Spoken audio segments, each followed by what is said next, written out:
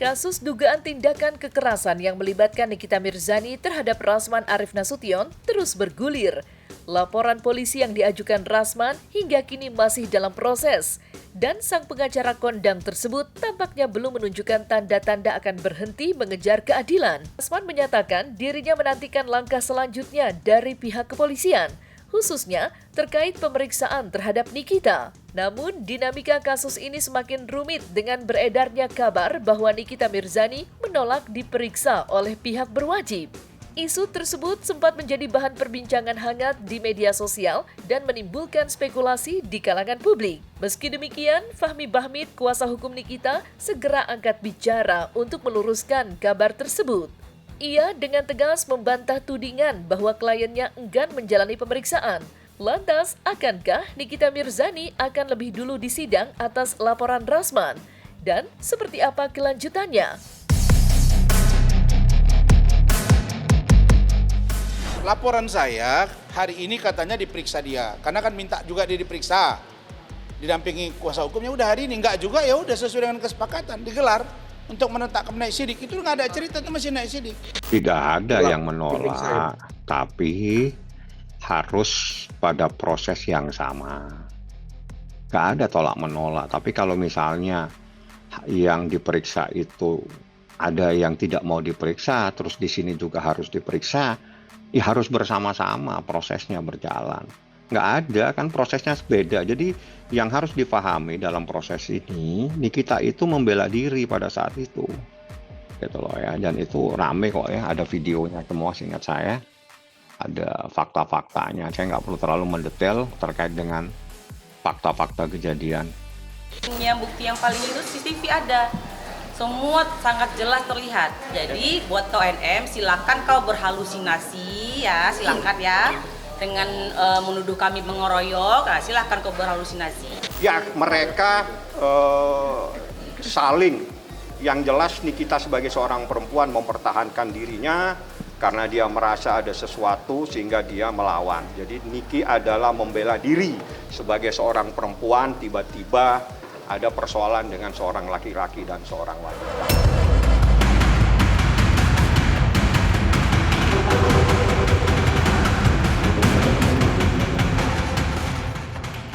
Beralih ke topik lain, kasus hukum yang melibatkan Nikita Mirzani dan Fadel Bajideh kini memasuki babak baru. Permohonan penangguhan penahanan yang diajukan oleh pihak Fadel telah ditolak oleh pihak berwenang, sehingga proses hukum akan berlanjut ke meja persidangan. Keputusan ini menjadi sorotan, mengingat kasus ini melibatkan dua pihak yang sama-sama dikenal di dunia publik. Rasman Arief Nasution yang sebelumnya merupakan kuasa hukum Fadel turut memberikan pandangannya terkait penolakan permohonan penangguhan tersebut. Meskipun kini sudah tidak lagi menjadi bagian dari tim kuasa hukum Fadel, Rasman menyampaikan analisisnya dari sudut pandang hukum. Lantas, apa pesan yang coba disampaikan Rasman terhadap kuasa hukum Fadel yang baru dalam menangani kasus ini?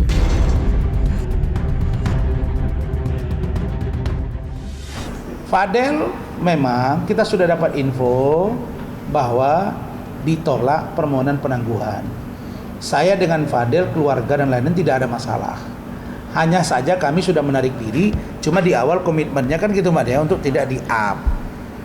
Ternyata mungkin tak kepingin juga barangkali pengacaranya itu up. Nah tetapi yang saya tagih itu saya info ke Rahmat. Janjinya itu kan katanya ya, kata Pak Umar, kan ditangguhkan, bahkan bisa SP3. Saya dengar itu juga ngeri, saya dengar, iya bisa SP3 ya. Sebelum Lebaran.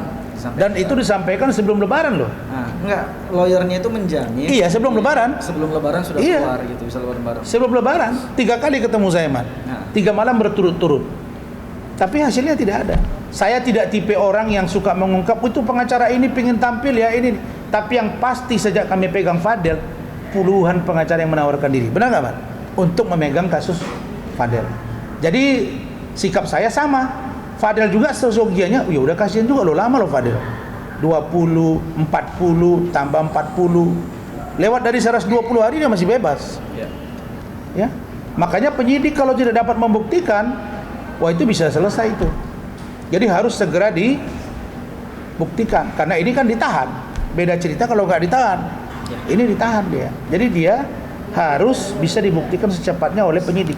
Kalau ternyata nanti Fadel sudah selesai urusan ini, memang saya sarankan ke Pak Umar, Bintang, Martin, dan Fadel untuk jangan sampai mau menikah dengan Loli.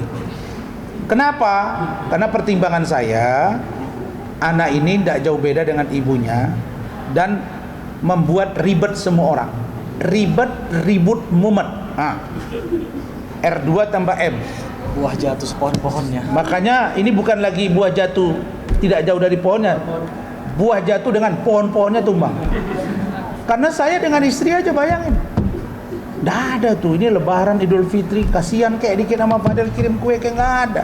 Malah saya tengok ada postingan di situ kayak kecewa sama satu cowok gitu loh. Mungkin itu tadi karena engkau menabur angin menuai badai, engkau nyakiti orang, kau disakiti orang. Saya tidak pernah menyesal, tidak pernah kecewa. Saya kecewa kepada siapa? Kecewa kepada Loli. Kecewa sedikit ke Fadel ada, kenapa gak terbuka? Tapi sampai hari ini Fadel tidak mengatakan bahwa dia melakukan hubungan intim. Hanya saja kami dari awal dengan Rahmat bilang setelah dia ditahan memang kami kurang maksimal karena memang menangani kasus lain dan teman-teman yang lain bilang udahlah bang, tidak udah. Sekarang kita kasih ruang bagi yang lain.